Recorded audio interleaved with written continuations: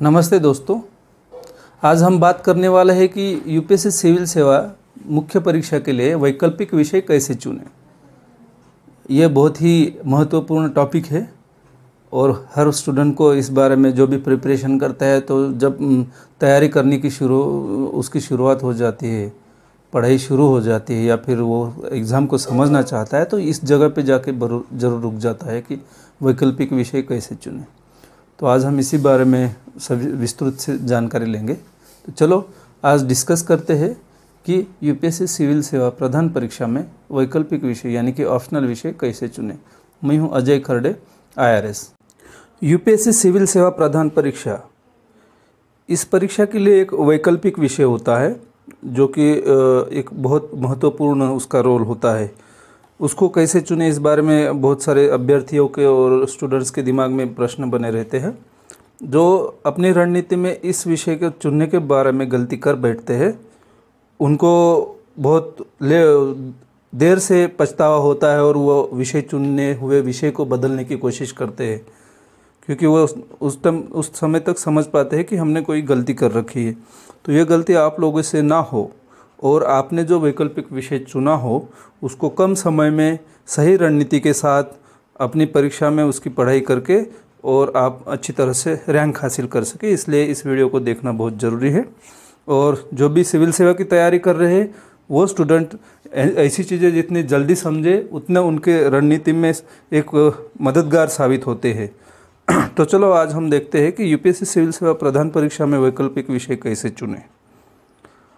सबसे पहले ये बता दूं मैं कि सिविल सेवा प्रधान परीक्षा यानी मुख्य परीक्षा के जो कुल पेपर होते हैं उसमें 2 कंपलसरी पेपर्स होते हैं, इंग्लिश और रीजनल लैंग्वेज, जो कि 300 अंक के होते हैं, और जो क्वालिफाइंग पेपर होते हैं उसमें से दोनों पेपर में हमें सिर्फ 25% क्वालिफाइंग पेपर मार्क अंक लाने पड़ते हैं, यानी कि दोनों 300 में से 75 इस तरह से।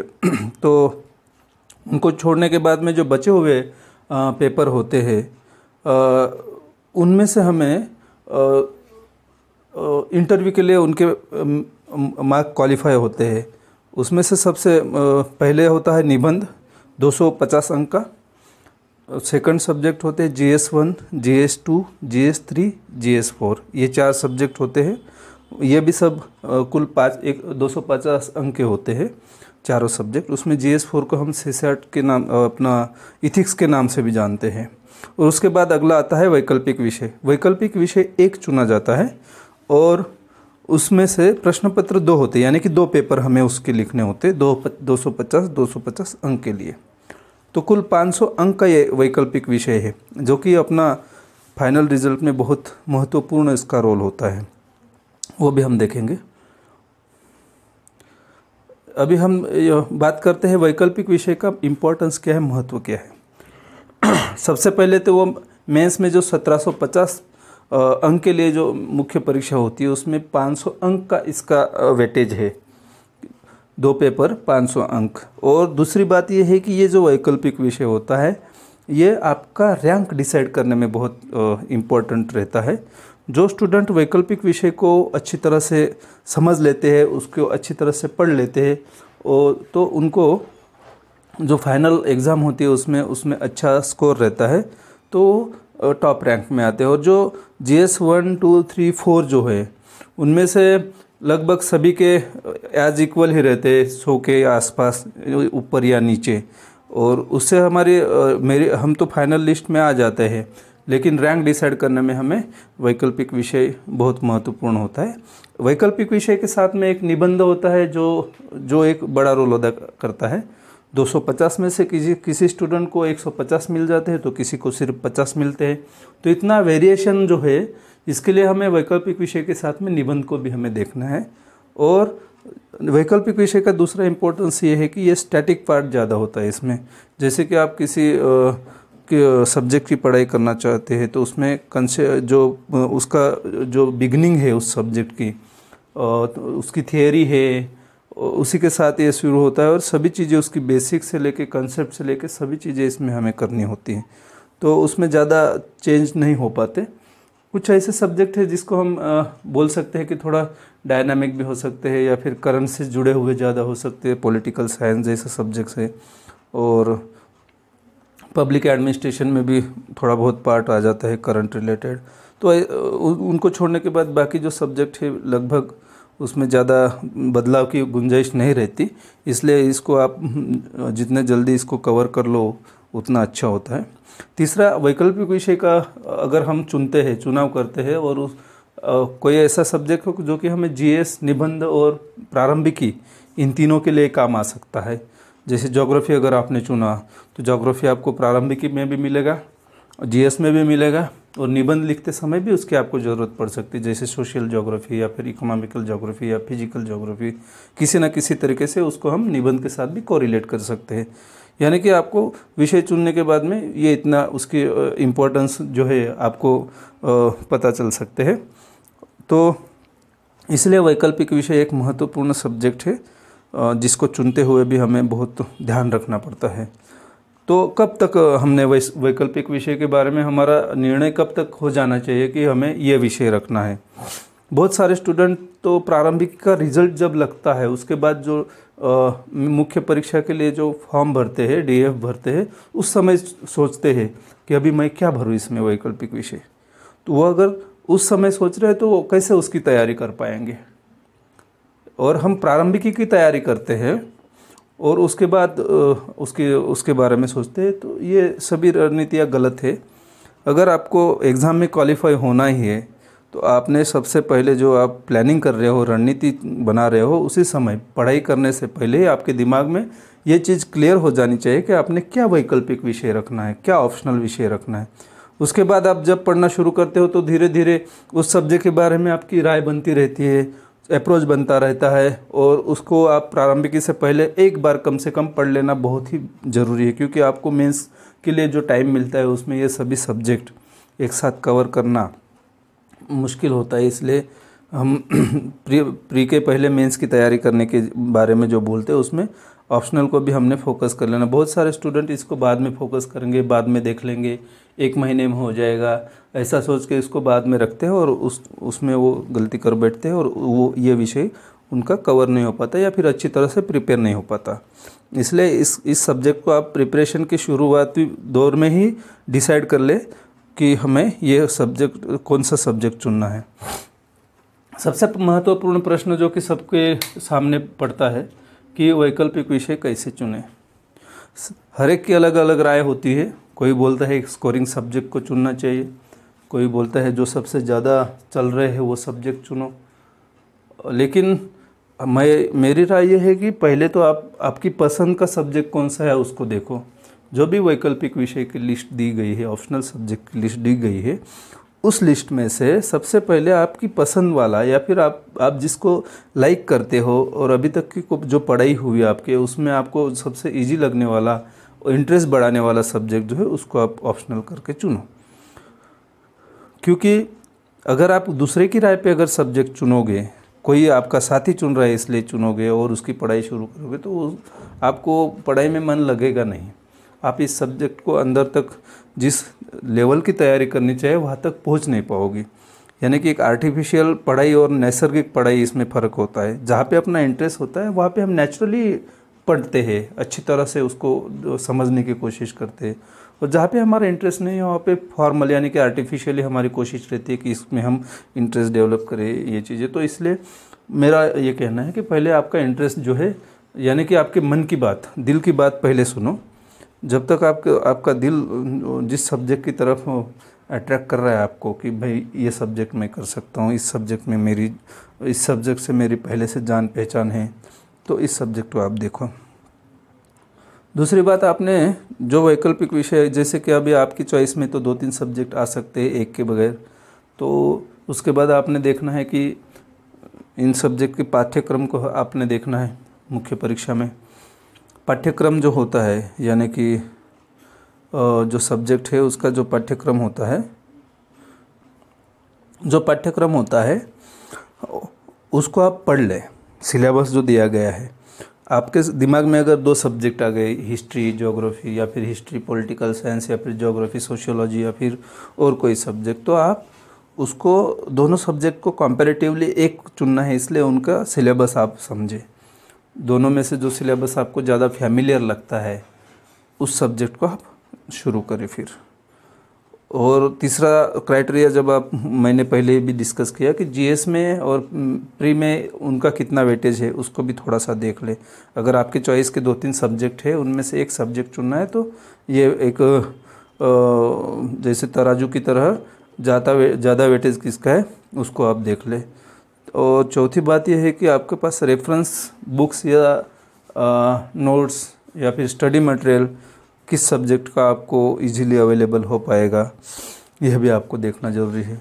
बहुत सारे ऐसे सब्जेक्ट होते हैं कि जिनका हम नाम भर सुन सकते हैं, उसके बाद में उनके बारे में हमें कुछ भी पता नहीं रहता, उसका स्टडी मटेरियल पता नहीं रहता। कभी कभी ऐसा भी होता है कि यूपीएससी ने जो सिलेबस दिया है और सब्जेक्ट दिए है, उसमें से कोई एक आध सब्जेक्ट तो कोई ऑल इंडिया का कोई स्टूडेंट उस साल में सिलेक्ट भी नहीं कर पाता, ऐसा भी होता होगा। इसलिए हमें ये चीज़ अभी देखनी है कि मटेरियल, स्टडी मटेरियल कितना अवेलेबल है, किस भाषा में अवेलेबल है। आप जिस भाषा में ये परीक्षा लिखोगे उसी भाषा में आपको ये ऑप्शनल सब्जेक्ट भी लिखना पड़ता है। इसलिए आपको ज़रूरी है कि उस भाषा में आपको मटेरियल अवेलेबल हो। अगर आपके पास, जैसे कि आप अगर मराठी में करना चाहते हो पढ़ाई और मराठी में स्टडी मटेरियल अवेलेबल नहीं है, तो आपको उसके लिए ऑप्शनल, जैसे कि एक पर्यायी व्यवस्था करके हिंदी का जो स्टडी मटेरियल है, वो हिंदी माध्यम का स्टडी मटेरियल इस सब्जेक्ट के लिए उसको आपको चुनना पड़ेगा, या फिर इंग्लिश में मिलता है तो वो भी चुनना पड़ेगा। आपके पास स्टडी मटेरियल नहीं है इसलिए आप उसको इग्नोर नहीं कर सकते कि मेरे पास स्टडी मटेरियल नहीं तो मैं पढ़ना छोड़ दूंगा, जितना है उतना ही करूंगा, ऐसा नहीं चलेगा। पूरा सिलेबस आपको कवर करना है। और आप जिस सब्जेक्ट को चुन रहे हो उसके लिए आपको कम से कम एक गाइडेंस करने वाला कोई तो बंदा होना ज़रूरी है, मार्गदर्शक, जो कि आपको इस सब्जेक्ट के बारे में कैसे पढ़े, क्या नहीं पढ़े, कितना पढ़े, उसका आंसर राइटिंग कैसा होना चाहिए, स्टडी मटेरियल कैसे मिलेगा, ये सब चीज़ों की जानकारी देने वाला और आपका इवैल्यूएशन करने वाला, आपकी जो प्रगति है उस सब्जेक्ट में, आपकी पकड़ है उसके बारे में जानने वाला, वो एक मार्गदर्शक होना ज़रूरी है। अगर मार्गदर्शक नहीं मिल रहा है तो आप बच्चों से या बाकी स्टूडेंट से डिस्कस करके राय लेके कोई सक्सेसफुल कैंडिडेट होते हैं उनकी राय लेके आप कोचिंग भी करा सकते हैं। मैंने वैसे तो पॉलिटिकल साइंस था मेरा सब्जेक्ट, 2013 से पहले मेरा जो सब्जेक्ट था पॉलिटिकल साइंस और हिस्ट्री, और स्टेट सर्विसेज में मेरा 2 ऑप्शनल थे जो कि पॉलिटिकल साइंस, हिस्ट्री और ज्योग्राफी। इस वजह से मेरा ऑप्शनल जो है लगभग हिस्ट्री, ज्योग्राफी, पॉलिटिकल साइंस, ऐसे तो इन सभी सब्जेक्ट में मेरे थोड़ी सी अच्छी पकड़ बन गई थी।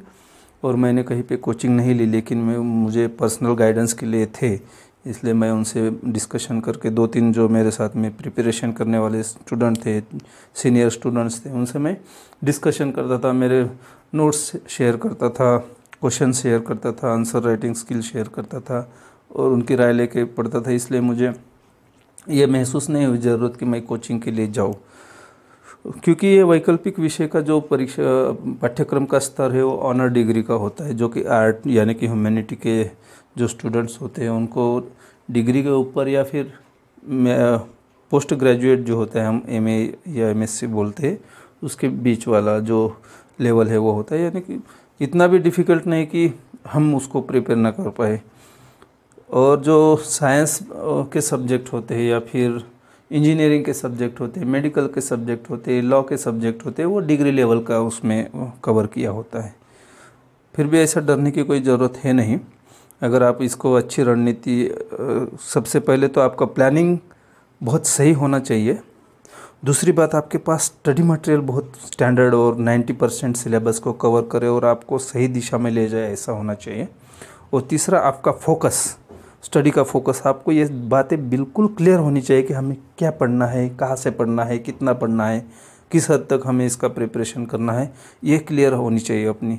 और चौथी बात है कि आपके पास क्वेश्चन पेपर का एनालिसिस, जो भी आप वैकल्पिक विषय चुन रहे हो उसका क्वेश्चन पेपर एनालिसिस, और उससे बेहतर अगर आपके पास उसके लास्ट जो भी आफ्टर 90s या फिर after 2000 previous year question paper और सॉल्व आंसर बुक मिल गया तो वो आपके लिए बहुत बड़ा एक उपलब्धि होगी। उसमें जो आप ऑप्शनल सब्जेक्ट चुन रहे हो उसका अगर प्रश्नोत्तर रूप में अगर कोई किताब मिल जाती है तो वो आपको बहुत फ़ायदेमंद होगी। तो वो आप उसको उसके लिए आपको और किसी कोचिंग के पास भी जाने की ज़रूरत नहीं पड़ेगी, वो इतना आपको गाइड कर सकता है। उसके बाद मैं अभी आपको बता रहा हूँ कि जो प्रधान परीक्षा के लिए वैकल्पिक विषयों की सूची जो है उस कितने विषय है उसके बारे में मैं आपको बता रहा हूँ। ये इंग्लिश वर्जन में एग्रीकल्चर जिसको बोलते हैं हम, उसको यहाँ पे हिंदी में कृषि विज्ञान बोला गया है। तो ये इंग्लिश का हिंदी ट्रांसलेशन करने के बाद ये लिस्ट है, इसलिए कृषि विज्ञान सबसे पहले है। तो पहला है कृषि विज्ञान, दूसरा है पशुपालन एवं चिकित्सा विज्ञान, तीसरा नृविज्ञान, चौथा वनस्पति विज्ञान, 5 रसायन विज्ञान, सिविल इंजीनियरिंग, वाणिज्य शास्त्र तथा लेखा विधि, अर्थशास्त्र, विद्युत इंजीनियरिंग, भूगोल, भूविज्ञान, इतिहास। उसके बाद में है विधि, प्रबंधन, गणित, यांत्रिकी, इंजीनियरिंग, चिकित्सा विज्ञान, दर्शन शास्त्र, भौतिकी, राजनीति विज्ञान तथा अंतर्राष्ट्रीय संबंध, मनोविज्ञान, लोक प्रशासन, समाजशास्त्र, सांख्यिकी, प्राणी विज्ञान। और ये जो आखिरी जो 26 नंबर पे जो है ये है अपनी जो भाषाएं हैं, जिनको हम अपने 8वीं अनुसूची के जो 22 भाषा है उनमें से कोई भी एक भाषा का साहित्य जो है उसके ऊपर हम कर सकते हैं। उसमें मराठी भी है, हिंदी भी है और सभी भाषाएं हैं, इंग्लिश में भी आप कर सकते हो। तो इनमें से किसी एक के साहित्य जो होता है उस पर पढ़ाई करनी होती है। तो दोस्तों आप फोकस रखो कि सब्जेक्ट चुनते समय सही सब्जेक्ट चुना जाए।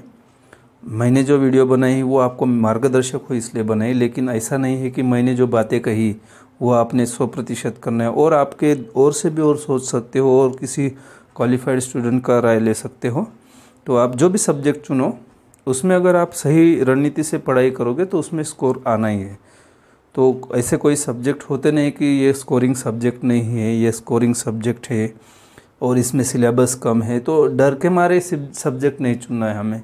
जैसे कि कोई कम सिलेबस वाला सब्जेक्ट चुनना चाहते हैं, इससे क्या है कि हमारी लड़ने की जो ताकत है वो डर एक तरह से हम डरते हुए एग्ज़ाम को अपेयर हो रहे हैं।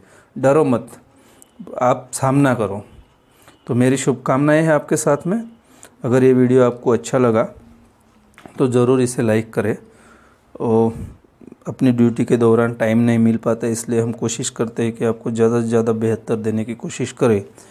फिर भी आपको अगर और कुछ इसमें कमेंट करनी है, कोई क्वेरी हो, कोई सवाल हो तो आप ज़रूर पूछ सकते हैं। और आपको अगर लग रहा है कि आपके दोस्त भी इसमें अच्छी तरह से देखें इस चीज़ को, तो आप इस वीडियो को ज़रूर शेयर कर सकते हैं। और ये चैनल अगर आपको अच्छा लगता है तो सब्सक्राइब ज़रूर करें। धन्यवाद।